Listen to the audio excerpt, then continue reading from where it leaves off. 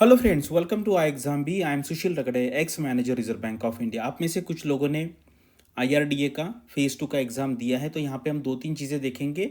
कितने लोगों ने एप्लीकेशंस किया था इस पोस्ट के लिए, उसके बाद कितने लोग सेलेक्ट हुए हैं category wise and stream wise, और कुछ लोगों को कुछ डाउट भी है, जैसे एक्चुअल डिसिप्लिन से एक भी कैंडिडेट क्लियर नहीं किया है फेज़ 1। तो इसका मतलब ये तो नहीं कि वो 5 जो पोस्ट है जो एक्चुअलीज की थी वो तो चली जाएंगी।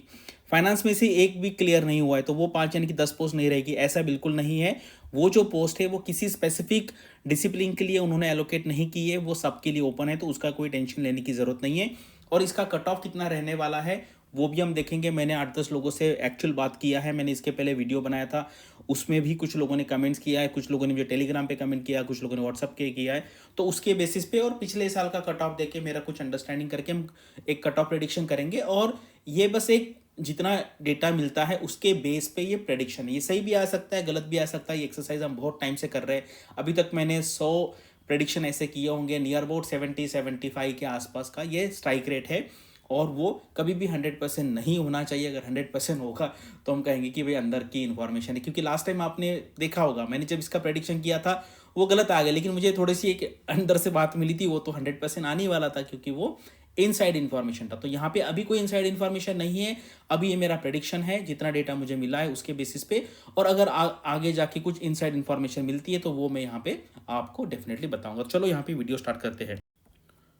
तो ये नोटिफिकेशन आप सबको पता है, टोटल पोस्ट 49 है। और यहाँ पर एक्चुअरीज को 5, finance, law, IT, research and journalist. अभी यहाँ पे क्या हुआ है कि एक्चुअरीज से और फाइनेंस से एक भी कैंडिडेट क्लियर नहीं हुआ है। ये क्या है, ये मैक्सिमम पोस्ट है। अगर कोई एक्चुअरीज को अगर उनको मिलते अच्छे कैंडिडेट तो वो मैक्सिमम 5 लेते। अभी एक्चुअरीज का कोई नहीं है तो ये 5 पोस्ट जो है वो बाकी डिसिप्लिन में मोस्टली ये जर्नलिस्ट में चली जाएगी, फाइनेंस वाली भी जर्नलिस्ट में चली जाएंगी। और ये सिर्फ यहाँ पे उन्होंने लिखा है, अदरवाइज ये सारी की सारी पोस्ट सारे के सारे कैंडिडेट्स को अवेलेबल है। बस आपको अच्छे से परफॉर्म करना है। जैसे आप में से कुछ लोगों ने फेज 1 क्लियर किया है irrespective of your discipline.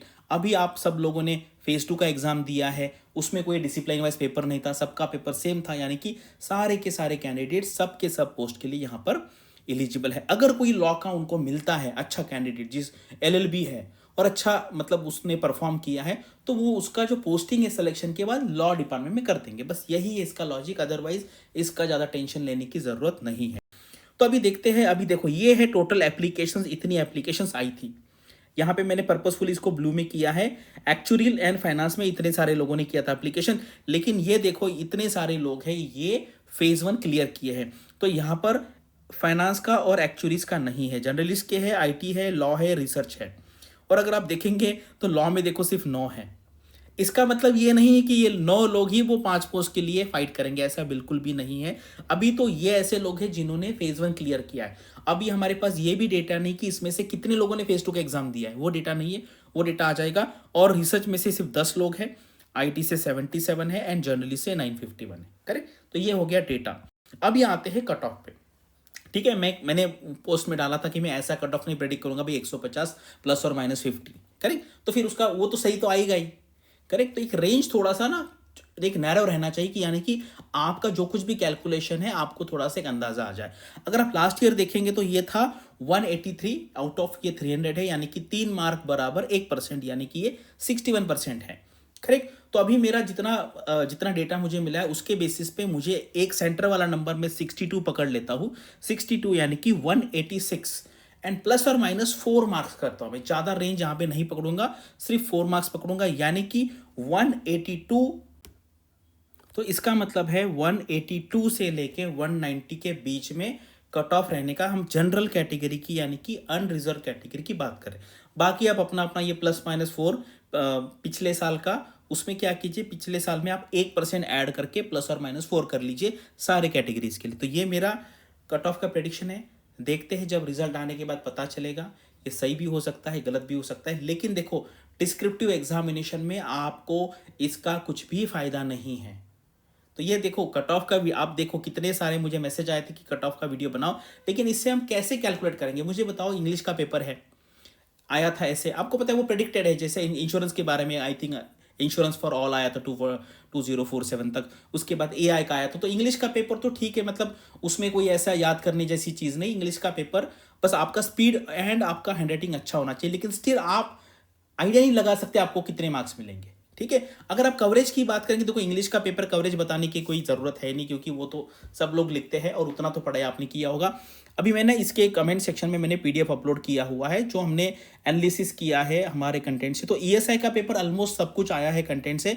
Finance का पेपर नहीं आया है क्योंकि फाइनेंस में जो जोमेटो और बाकी केस स्टडी थी और बाकी कुछ डेटा वाले ग्राफ वाले क्वेश्चन थे, वो तो कॉमन अंडरस्टैंडिंग के बेस पे लिखने वाले थे। तो जो फाइनेंस का एंड मैनेजमेंट का, जो इंश्योरेंस एंड मैनेजमेंट का जो पेपर है, उसका कवरेज हमारे कोर्स से 66% है। ठीक है, ईएसआई का पूरा आया है और इंश्योरेंस एंड मैनेजमेंट का 66% आया, और इंग्लिश का कवरेज बताने की जरूरत नहीं। अगर आपने अच्छी से प्रैक्टिस की है, आपकी स्पीड अच्छी है लिखने की, हैंडराइटिंग अच्छा है, तो आपने ऑलमोस्ट सारा पेपर कवर किया होगा। अभी ये बस अंदाजा है, क्योंकि वो किस तरीके से मार्क्स अवॉर्ड करते हैं ये हम पता नहीं कर सकते। तो ये जो है ना, इससे आपको कुछ आइडिया नहीं आएगा। लेकिन मैं एक बात आपको बताता हूं, अगर आपने पेपर पूरा का पूरा अच्छे से अटेम्प्ट किया है with in the word limit, अच्छा हैंडराइटिंग, तो डेफिनेटली आपको इंटरव्यू की तैयारी करनी है। अभी आईआरडीए का अभी जस्ट इसका एनुअल रिपोर्ट आया है पिछले साल का, यानी कि मार्च 2024 का। तो वो मैं बताऊंगा आपको कि किस तरीके से वो पढ़ना है। और क्योंकि अगर आपने पूरा का पूरा पेपर अटेंड किया है, ऑलमोस्ट 280 के ऊपर अगर आपने अच्छे से अटेंड किया है, तो मुझे लगता है आपको इंटरव्यू की तैयारी यहाँ पे स्टार्ट कर देनी चाहिए। ये 62 हो या 65, 56, इससे कुछ आपको आइडिया नहीं लगेगा, क्योंकि कभी कभी जो पेपर चेकिंग है स्ट्रिक्ट हो सकता है, कभी कभी वो लीनियंट हो सकता है, तो सब्जेक्टिव में सब्जेक्टिवनेस भी आ जाता है। अगर आपको गारंटी है तो आप इसकी पढ़ाई स्टार्ट कीजिए, क्योंकि फिर अगर इंटरव्यू का कॉल आ गया फिर और टाइम नहीं मिला बाद में प्रिपरेशन के लिए, तो फिर बाद में रिग्रेट आपको ना हो। ठीक है, तो ये है, आपको क्या लगता है कमेंट सेक्शन में लिखिए। Thanks for watching this video, all the best for your studies and upcoming examinations.